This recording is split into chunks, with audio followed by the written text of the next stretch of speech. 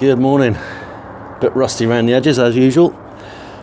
It's about 10:15 on Wednesday the 23rd.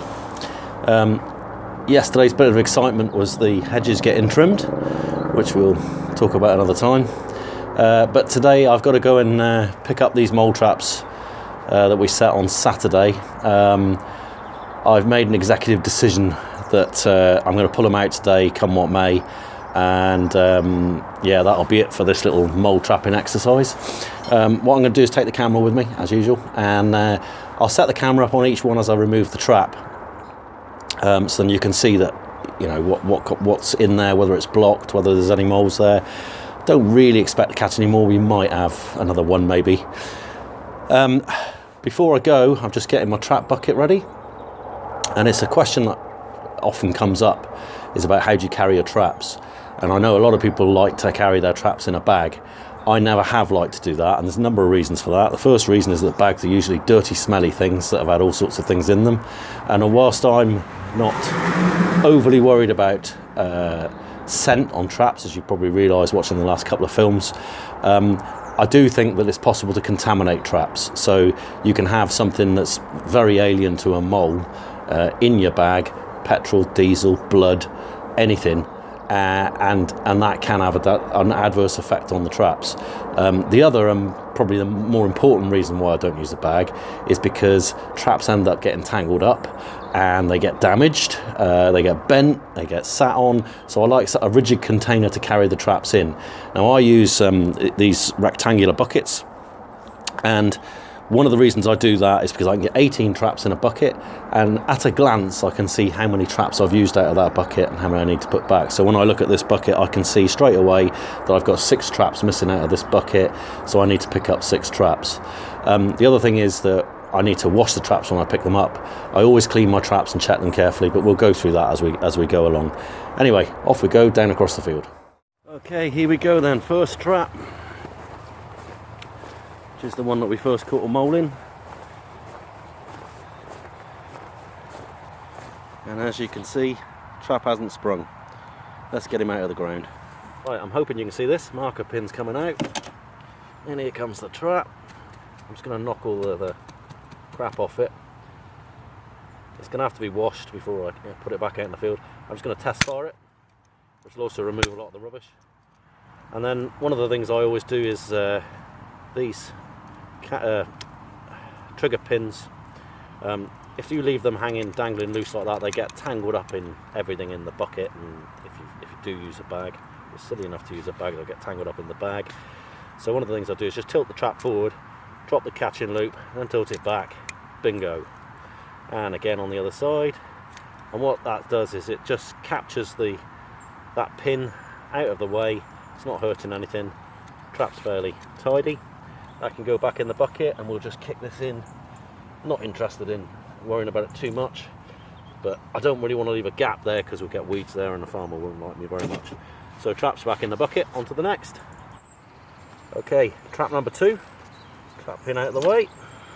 Again, it hasn't sprung. I can see it hasn't sprung, and it's not blocked. You can see that it's not been plugged by anything. This trap caught on Sunday, if you remember. So we'll just give it a little knock to get the worst of that crap off. Test fire it, bish bosh. Again, give it a bit of a knock on the side of the bucket. Get those loops out of the way. It becomes a little bit second nature after a while. I'm back in the bucket. So, I'm not sure if you can see my bucket there. You can see I've got 5 in a row there. And then there'll be 2 down that side and 2 down that side to make up 9, which is 1 layer of traps. So I can see now I've got 4 more traps to collect.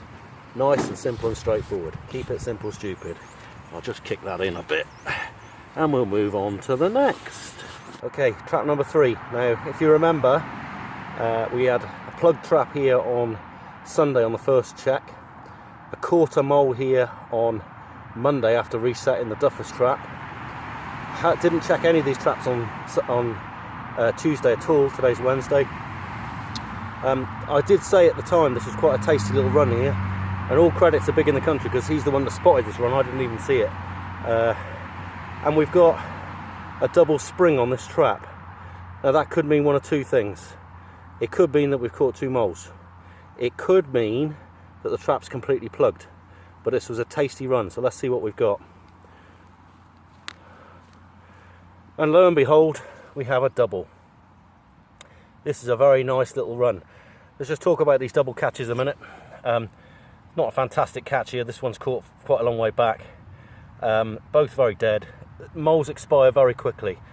We can talk about humaneness of mole traps another time. But the reason for this is probably that we caught a mole in here and this chap came in to fight him. This is obviously a good run, probably coming off over the boundary, along the road verge, not sure. But we've got a double catch there without too much effort. And if you remember, I just shoved this trap back in the ground quite quickly. I was going to put a Talpex in here, but never mind. So let's get these chaps out. And when I remove these moles, every time I do this, I think about Florence, my little terrier, because when she used to come mole catching with me all the time, she'd ride on the bike, and every time we came to a trap, she knew what a trap marker looked like. She'd jump off the bike and go and look at the trap site, and she'd cock her head to one side if I had a mole in there. And what she then used to do, when I pulled the trap out like this, I'd drop the loop down like that, she'd pull the mole out like that and take it and put it on in the box on the front of the bike. Incredible how dogs pick up these things so easily. Really good company. She was a bit of a scourge to farm collies because she didn't like farm collies, and any dog that came near to the quad bike was usually in trouble. But she was enormously good company, and as I say, she picked up this little trick of pulling the moles out and taking them and putting them on the bike. And she'd do that, you know, some days I was pulling out between 100 and 200 dead moles, and she'd do that every time. So she was a bit of a, in some ways she was enormous fun, in other ways she was a bit of a pain in the arse out mole catching, but I do miss having her around with me. There we go, traps out, 2 moles, you can see that, no fixes here. This is all genuine, as it happens, mole catching. Push that in and we'll go on to trap number 4. Now this next trap hasn't been touched at all. I haven't pulled it out of the ground, it hasn't sprung, nothing. So we'll have a quick look at that, and it might be plugged. It might be plugged and not gone off, which will be interesting to see. Anyway, okay, trap number 4. As I said, this one hasn't been lifted at all, and it has been plugged. That end was plugged, something not quite right there. The mole's turned around and pushed a bit of soil in this back end here. Not sure why. Might be down to my setting, might just be a clever mole. You know, under normal circumstances, if I was desperate to clear this field, I might reset it and put a Talpex in there or something. I'm not really that bothered, to be honest, because the moles aren't really a big issue in this field.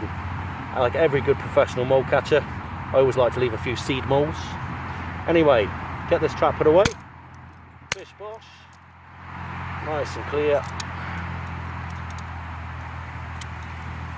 Right, into the bucket. And if you look in the bucket, you can see I've got 2 more traps to pick up. Now these last 2 are the 2 that are big in the country set.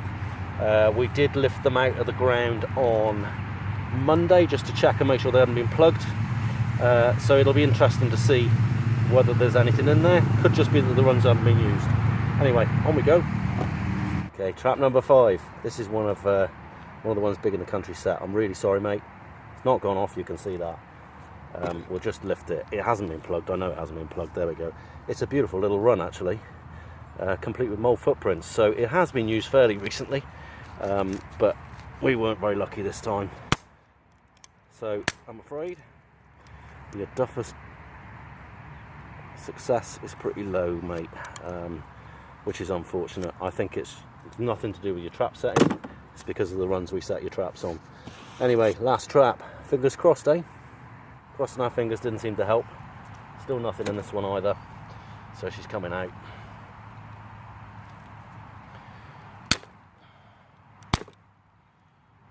It could be incredibly boring viewing watching me set off mole traps and lift them out of the ground, but there we are. Last trap out of the ground. We'll get these 2 moles out of the way and give these traps a bit of a wash. And then I'll try and close this little film off. And what I'm going to do is put all of these films into one playlist. So there'll be 3 films on this Duffus exercise in one playlist. Anyway, let's get these. Right, here's my double catch going on the wire. It's interesting that, you know, I'm a big fan of the Duffus double mole trap. and that really sums up the reason why. We had 6 trap sites here in this field. If we'd set 6 tailpecks, I'm not sure if we would have caught 5 moles out of 6 traps. It's not a bad catch rate though. I used to work on around about between 60 and 70% catch rate. We've managed to secure 5, 6, whatever that is in a percentage. My brain's not awake enough to work that out at the moment. I don't believe I would have done that with a single catch type of trap. People can argue the point all they like. I'm going to do a little series of films at some point on the great trap makers of the 20th century, and obviously John Newton Duffus is going to feature, and it'll probably be the first one I do. There's a big fan club at the moment for these French bits of twisted wire, Putang traps. I'm not a fan, which is no surprise to many. And I think one of the things I dislike about them most is the fact that people seem to just adore them, and I can't quite get my head around why. It's down to personal choice, obviously.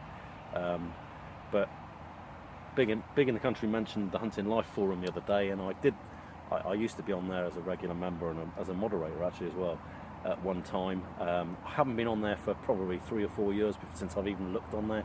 I did look on there the other day, and in the trapping section, well, you know, it's the usual cock waving stuff that goes on there, and it's a bit playground really. That whole forum is very playground, in that if you don't conform to the will of the majority, you get kind of ostracised. And there's one very good professional mole catcher on there.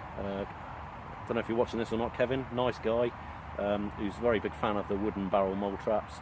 I know Kevin kind of gets carried away sometimes, and I think he's partial to a drink, which is never a good idea on internet forums.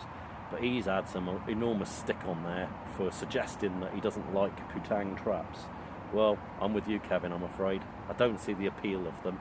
I just don't see any benefit. And as a professional mole catcher, when I was running 400 to 500 Duffus mole traps at a time sometimes, there's no way I would have used Putangs. Just no way. And it would have halved my potential catch rate. And when you charge per mole, your catch rate is very, very important. I can see that the Putangs have got a place, particularly for the lads who do the garden jobs, the golf courses, that kind of stuff. But I don't think there's anything that you set a Putang trap in that I couldn't set a Duffus trap in much quicker. You know, that's one of the other things, is when you're trying to whack a lot of traps in the ground very quickly, these things just seem very fiddly to me. I can push a Duffus into the ground very, very quickly, as Big in the Country will confirm, because he was quite taken aback, I think, at the speed at which I can open a run up and put a trap in. Opening up a run is probably, I think, one of the key factors in successful mole catching, as is trap placement. One of the most common problems that I see, one of the most common reasons for plug traps, in my opinion, is poorly aligned traps, where the trap isn't aligned correctly in the tunnel. Talk about that another time, perhaps. Mole catching, you know, it's a very in vogue thing at the moment, and there's a lot of people out there catching moles to get shooting permission. And you know, this part of me thinks that's fine. There's another part of me knows that there's also a small group of hard-working guys out there who are just trying to make a living catching moles. All credit to them. I think it's a bit crap, really, that people are going in behind their backs on farms, and in return for a bit of shooting or a bit of ferreting or running around with their lurcher dogs, they're catching the moles for free. They're taking bread off the table of the pro mole catchers, and you know, that's something that I'm not entirely comfortable with. Equally, there are pest controllers out there who, for years, a lot of them told me that I was stupid to trap moles, and that, you know, you should gas them. And I was a, you know, general pest controller for a long time, and I used to use a lot of strychnine at one time. And now it seems that most of the pest control industry have embraced trapping moles as a lucrative way of sorting the problem out. And this part of me thinks that's probably a good thing, because there's less toxic chemicals going down in the countryside. Another part of me is quite sad, really, that you know, moles have become a bit of a cash crop for a certain section of society. when for the people like me and Kevin and other full-time mole catchers, it's not a cash crop, it's our living. Well, it was my living, it's not anymore. I'm very, very annoyed with the section of the mole catching community that are still portraying the myth that there's a shortage of mole catchers, and the reason they do that is because they want to sell training courses. And I just wonder how many of those people that have been on those training courses and set up in business are still at it, because I don't think it'll be very many. You know, there's an old saying, them that can do, them that think they can tend to teach, and I think that's very true. You know, people like the dreaded JN, I'm not going to even use his name online, you know, he probably still is out catching a few moles in people's gardens and maybe doing the odd golf course, but the bulk of his income comes from writing books about moles and DVDs about moles and training people to catch moles. And a lot of what he does online is all about raising his profile. I see they're now selling Chinese copies of the Duffus trap. Well, good luck to them. They're probably crap, the same as the Proctor traps are crap, but quality of traps and where to get them from, that's something for another day. Anyway, 5 moles in the bag from 6 traps. Big in the country. It was a pleasure to have you down here. I'm going to get these traps washed in the river. I'm not going to bother firing up the pressure washer just for 6 traps. I always wash my traps in between jobs and put them away clean. That way I know that they're ready to rock and roll in the bucket. Anyway, I hope you've enjoyed this little series of films. If you want to make comments about things I've said, the things I've done, how I've done things, if you want to tell me I'm a bit of a twat, that's fine. Use the comment section down below. Get on with it. Interact. If you want to see more stuff like this, hit subscribe, ring the ding-a-ling bell down the bottom there somewhere, and you'll get notification when I put a new film up. I know that my films aren't to everybody's taste, and I accept that, and you know, I'm sorry if I don't please everybody all the time. That's not why I do it. I do it a little bit to vent my spleen and a little bit on request. So if there's something specific you want to know about, make a comment. I'll try and answer the comment if I can. It might even get included in another film. Anyway, Matt the Rat, over and out for this week. Catch you again soon.